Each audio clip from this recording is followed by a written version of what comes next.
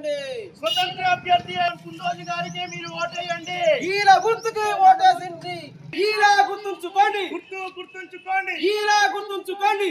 గుర్తుంచుకోండి. ఈల గుర్తుంచుకోండి. ఈల గుర్తుకే. ఈల గుర్తుకే.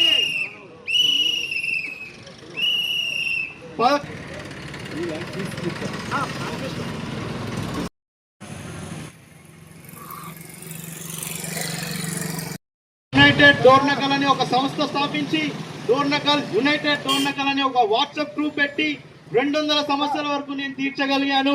ఎక్కడ ఏ సమస్య ఉన్నా లవన్కి చెప్పండి, ఎక్కడ ఏ సమస్య ఉన్నా లవన్కి చెప్పండి అనే పేరు తీసుకొచ్చాను. నా దృష్టికి వచ్చిన సమస్య ఏ ఒక్కటి కూడా వదలలేదమ్మా. నా దగ్గరికి వస్తే ఒక గది గుర్తుపెట్టుకోండి, మీకోసం పనిచేసిన నేను పనిచేసిన నా కోసం మీరు ఓటేయండి. మీకోసం నేను పనిచేసిన నా కోసం మీరు ఓటేయండి. నేను ఖాళీగా వచ్చి ఓటేయండి అని అడగట్లేదు. పని చేసి మీకు చూపెట్టిన, సాధించిన, ముచ్చమటలు పట్టించిన నాయకులకి నేను ఒక్కొక్కరికి ముచ్చమటలు పట్టించిన, ఏ పనైనా సాధించిన పని చేసి మిమ్మల్ని ఓటు అడుగుతున్నాను. ఏ పని చేయకుండా నేను ఓటు అడగలేదు.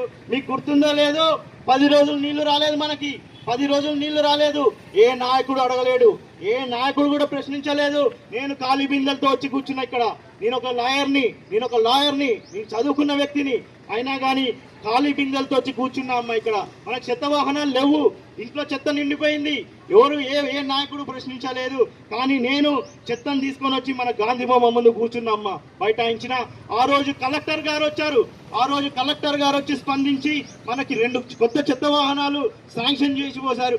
ఇప్పుడు మీ ఇంటి ముందు తిరిగే చెత్త వాహనం, మీ ఇంటి ముందుండే చెత్త వాహనం నేను ధర్నా చేసి సాధించిందే అమ్మా. ఇప్పుడు మీ ఇంటి ముందేసే కాలువలు, ఇప్పుడు మీ ఇంటి ముందేసే రోడ్లు నేను ధర్నాలు చేయడం వల్లే శాంక్షన్ అయినాయి అమ్మా. లేకపోతే ఎవరు పట్టించుకోడు.